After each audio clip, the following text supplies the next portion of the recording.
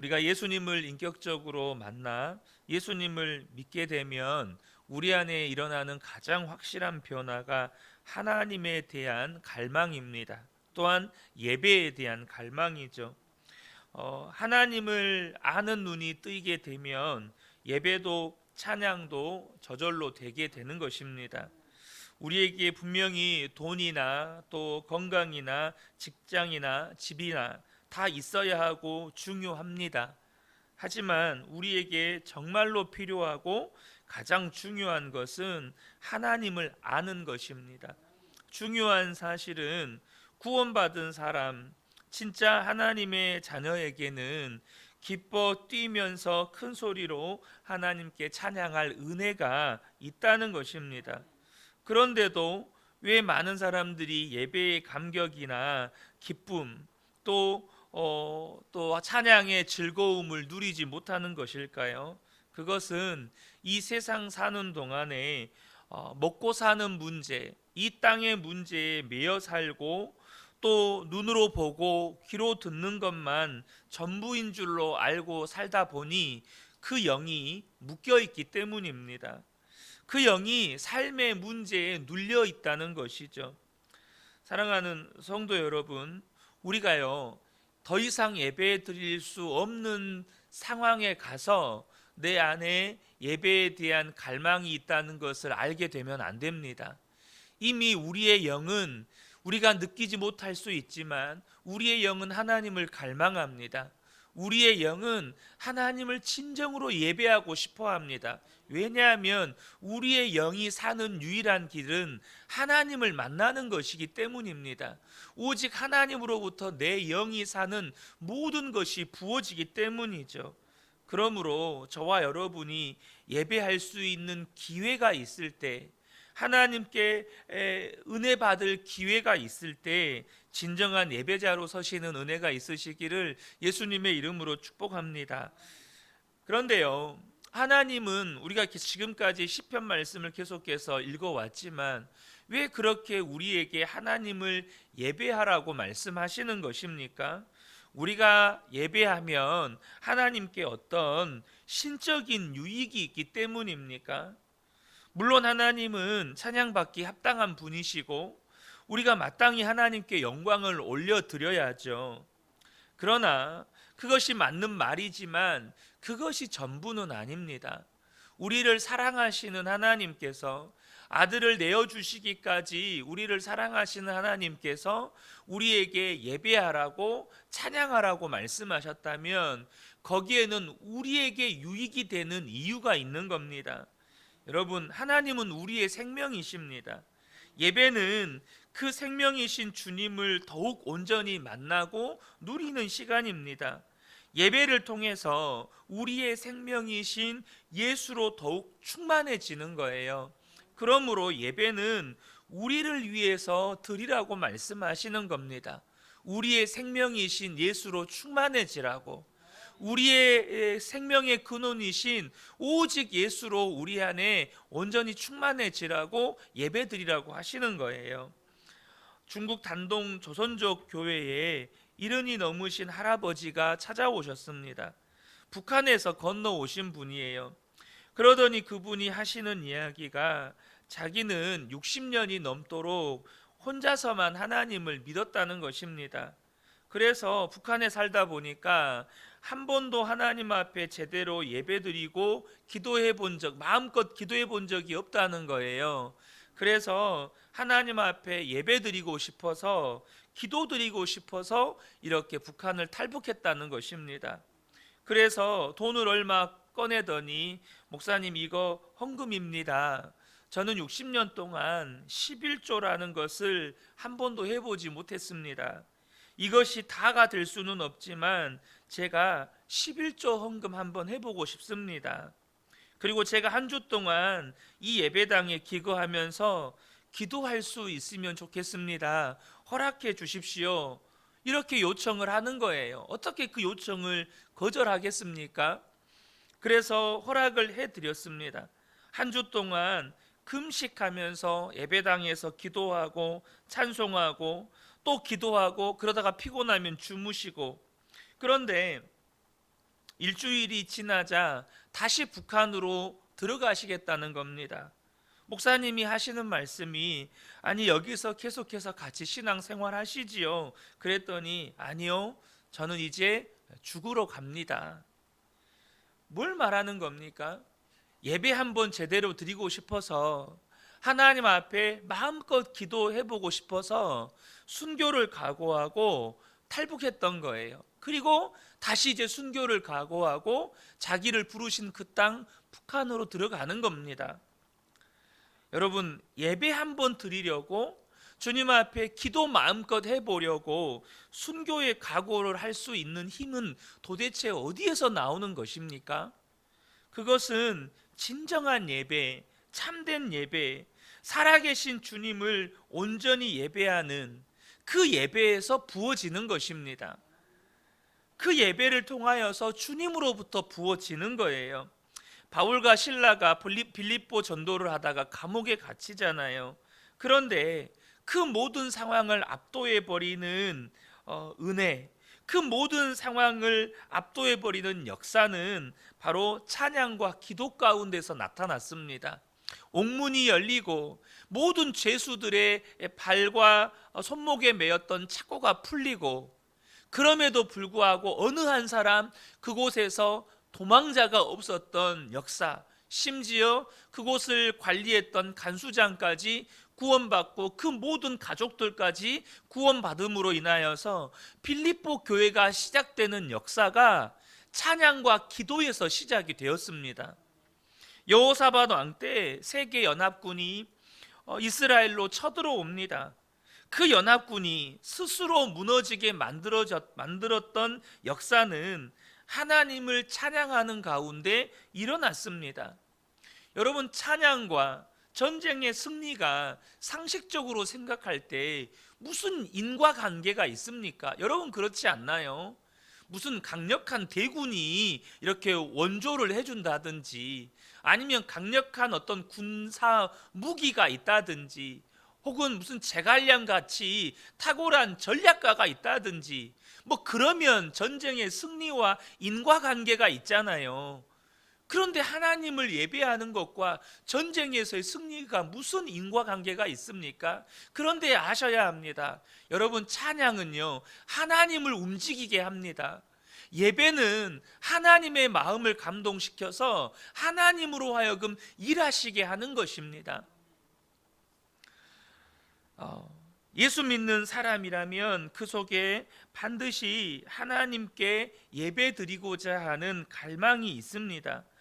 그러므로 우리가 하나님께 나와 예배할 때마다 상황과 형편이나 또 어떤 우리가 느끼는 현재 감정과 상관없이 우리 모든 성도님들이 하나님을 온전히 예배하기로 결단하시기를 축복합니다. 그러면 저와 여러분의 영이 살고 세상을 이길 힘을 얻고, 또 우리를 그렇게 두렵게 하고 실패하게 했고 넘어지게 했던 수많은 문제들을 담대하게 직면하고 돌파할 힘을 얻게 됩니다. 사무엘하 22장 30절부터 보면 다윗의 찬양이 나옵니다. 근데 그 찬양을 보면요, 내가 주를 의뢰하고 적진을 달리며 하나님을 의지하고 성벽을 뛰어넘나이다. 35절부터 39절입니다. 내 손을 가르쳐 싸우게 하시니 내 팔이 놋화를 당기도다. 주께서 또 주의 구원의 방패를 내게 주시며 주의 온유함이 나를 크게 하셨나이다. 내 걸음을 넓게 하셨고 내 발이 미끄러지지 아니하게 하셨나이다. 내가 내 원수를 뒤쫓아 멸하였사오며 그들을 무찌르기 전에는 돌이키지 아니하였나이다. 내가 그들을 무찔러 전멸시켰더니 그들이 내 발 아래에 엎드러지고 능히 일어나지 못하였나이다. 아멘. 사랑하는 성도 여러분, 이것이 저와 여러분의 삶의 고백이 되시기를 축복합니다.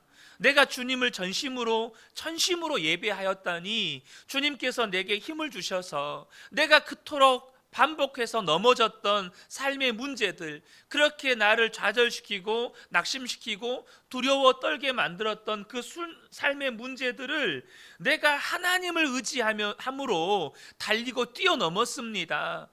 내가 하나님을 의지함으로 그 문제들 앞에서 더 이상 내 발이 미끄러지지 않았습니다. 오히려 내가 그것들을 무찔러 전멸시켰고 내 발 앞에 넘어지게 만들었더니 그 문제들이 더 이상 일어나지 못하게 되었습니다. 여러분, 이것이 전심으로 예배 드렸던 저와 여러분의 고백이 되기를 축복합니다. 바로 예배는 우리의 생명이신 예수로, 우리의 능력이신 예수로 충만해지는 시간인 거예요. 이것이 하나님이 우리에게 예배를 주신 계획입니다. 하나님의 계획이에요. 그리고 인생이 바뀌는 것입니다. 사람은 대부분 먹고 사는 데 매이고, 또 직장 다녀오면 집에서 TV 보고 인터넷 하고, 그러다 뭐 만나고 싶은 사람 만나고, 그리고 자고, 이렇게 예수를 믿어도 대부분의 사람들이 이렇게 보냅니다. 그리고 예수 믿어도 대부분 이렇게 살아요. 왜 그럴까요? 하나님을 진짜 만나지 못했기 때문입니다. 어제 제가 극동방송 소망의 기도를 섬기는데, 한 번씩 기도 제목이, 어떤 기도 제목에는 정말로 이 하나님의 마음이 부어지기도 하고, 또 제가 아빠인지라 또 그런 마음이 더 부어지는 것 같기도 해요. 어제 기도 요청이 들어왔던 한 분 집사님은요, 17개월 된 아들인데 희귀 난치병을 앓고 있어요. 하나는 혈우병이라는 희귀 난치병인데, 아시죠? 이게 출혈이 생기면 피가 멈추지 않는 질병인데, 3개월 때 뇌출혈이 와서 아이가 이제 뇌전증이라는 또 난치 질환까지 가지게 돼 버렸어요. 일주일에 2번씩 정맥 주사를 맞아야 하고, 또 한 번씩 이렇게 발작이 일어나는데, 이게 이제 뇌파를 잡지 못하면 끊임없이 이렇게 발작을 하는 거죠. 그러니까 기도 제목을 이제 이분은 전화로 나누는데, 기도 제목을 나누시면서도 그 마음 가운데 있는 그 두려움, 또 슬픔, 고통, 이게 이제 저도 계속해서 겪어가는 것이기 때문에 기도 제목을 나눌 때부터 제 마음이 막 울컥울컥 하는 거예요. 그리고 정말 주님 주신 마음으로, 또 아버지의 마음으로 함께 기도하고, 뭐라도 이분에게 힘을 드리고 싶고 위로해 드리고 싶어서 이 담당 PD님에게 연락처를 받았어요. 그래서 제가 장문으로 또 그분에게 위로의 문자를 이렇게 보내드렸습니다. 한참 뒤에 전화가 왔어요. 이분이 너무너무 감사하다면서 하시는 말씀이, 목사님, 제가 목사님께 그 책을 한 권 보내드리고 싶습니다. 주소를 알려주세요 라고 요청을 하시더라고요. 그래서 이제 들었더니 뭐냐면, 그런 아픈 아이를 여러분 돌보면서도 이분 안에 자기에게 주신 은사를 쫓아서 내가 복음 전하는 하나님 나라 일을 위해서 뭔가 쓰임 받고 싶다 해서 이분이 하신 일이 뭐였냐면, 외국에 너무나도 귀한 신앙 서적을 한국어로 번역을 해서 이렇게 보급하는 사역을 하고, 문서 선교 사역을 하고 계셨던 거예요. 그래서 제가 목사님께 이거 하나 보내드리고 싶습니다 하고 연락처를, 주소를 저한테 요청을 하시더라고요. 여러분, 하나님을 만난 사람은요, 그런 고통과 절망 가운데서도 여러분 여전히 하나님의 영광을 위해서 살아가는 겁니다. 도대체 그 힘이 어디서 부어질까요? 예배를 통해서, 또 우리의 삶 가운데 끊임없이 주님을 바라볼 때 부어지는 그 은혜 때문에 그 귀한 사역 감당하는 겁니다. 그 아이의 이름을 소리라고 지었더라고요. 이 아이가 세례 요한과 같이 광야에서 복음을 외치는 소리가 되게 해달라고, 또 그 신앙의 고백을 담아서 그 아이의 이름을 소리라고 지은 거예요. 사랑하는 성도 여러분, 저와 여러분이 정말로 이제는 기억하셔야 합니다. 하나님을 만난 사람은요, 내 인생을 향한 하나님의 계획이 있음을 알게 됩니다. 그래서요, 이제 하나님을 전하는 삶을 사는 거예요. 전에는 먹고 살기 위해 살았어요. 하지만 이제는 하나님을 전하기 위해서 사는 겁니다.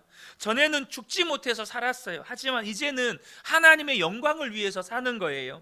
본문 2절과 3절을 보면 그의 구원을 날마다 전하여라. 그의 영광을 만국에 알리고 그가 일으키신 기적을 만민에게 알려라.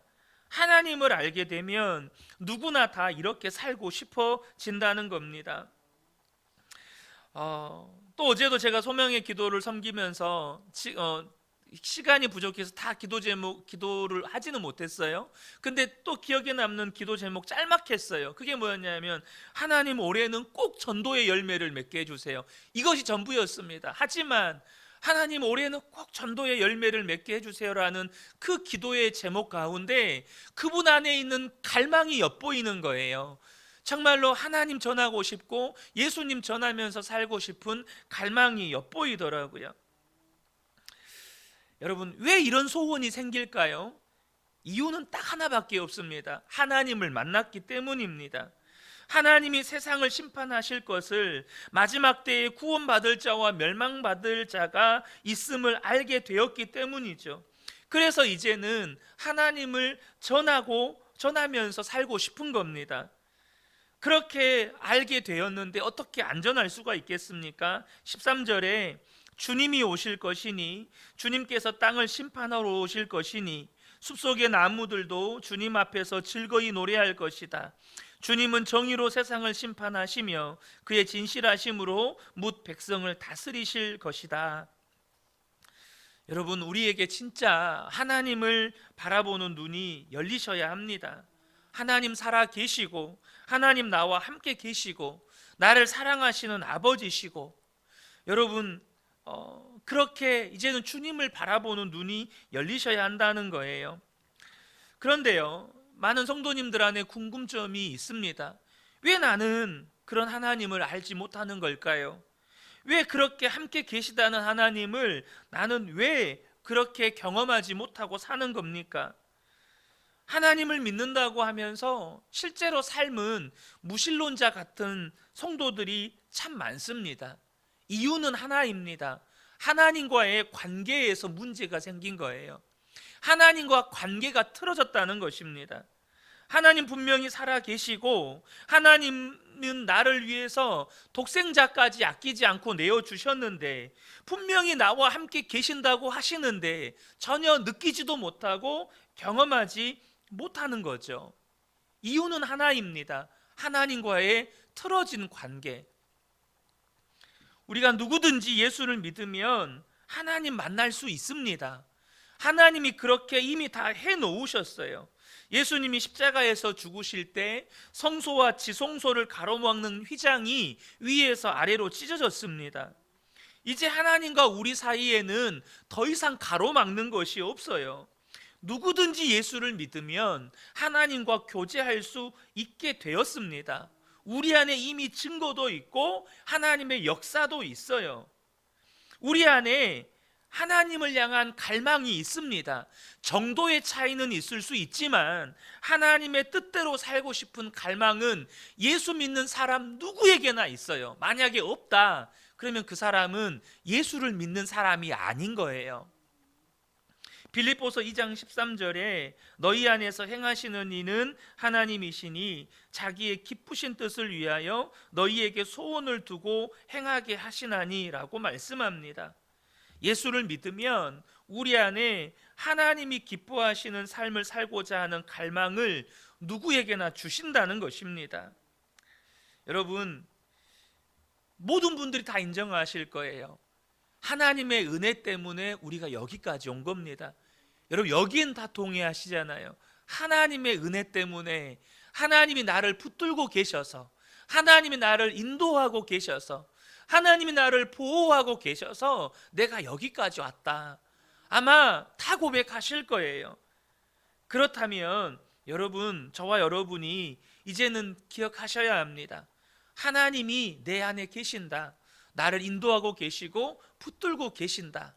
이제 남은 것은 내가 어떻게 하느냐만 남아 있는 거예요. 그 주님 바라보고 그 주님 갈망하면서 한 번을 예배하더라도 정말로 주님을 갈망함으로 예배하는 것, 기뻐 뛰며 예배하는 것, 정말로 전심으로 예배하는 것, 우리에게 그것만 남아 있다는 겁니다. 저는 새벽에 일어날 때마다 정말 그렇게 기도합니다. 하나님, 오늘도 저에게 하루를 선물로 주셔서 감사합니다. 제 안에 하나님을 향한 더 깊은 갈망을 주십시오. 오직 예수로 충만해서 오직 예수로 살게 해 주십시오. 정말 새벽에 눈 뜨면 그 자리에서 기도합니다. 하나님, 제가 정말 예수로 충만하기 원합니다. 오직 예수로 살고 싶습니다. 제 안에 하나님이 주신 갈망이 있습니다. 이유는 한 가지예요. 제 안에 예수님이 있기 때문입니다. 예수님이 역사하시기 때문이에요. 그리고 우리가 나와 함께 계시는 그 주님에 대해서 눈이 뜨이면 모든 것이 달라지는 겁니다. 어떤 성도들은 기적이나 특별한 체험을 경험하기 원합니다. 하지만 그런 기적이나 특별한 체험을 통해서 하나님을 만나기를 갈망하는 건 사실 건강한 신앙이 아닙니다.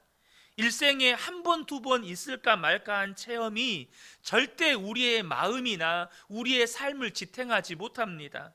여러분, 일상에서 나와 함께 계시는 주님, 그 주님이 나를 만나주시는 은혜, 여러분, 그 눈이 뜨여야 하는 거예요. 우리의 예배는 계속됩니다. 새벽마다, 주일마다, 또 수요일과 금요일마다 우리의 예배는 계속됩니다. 여러분, 그 예배 때 주님을 만나시기를 축복합니다. 여러분, 일상에서 주님을 만나시기를 축복합니다. 일상에서 주님을 만나면 그것이 나의 삶을 지탱하는 겁니다. 그 은혜가 나의 삶을 이끌어가는 거예요. 이 새벽에 함께 예배하는 우리 모든 성도님들이 예배 때마다 또 일상의 삶에서 주님을 만나가는 복된 삶을 살아가시기를 예수님의 이름으로 축복합니다. 아멘.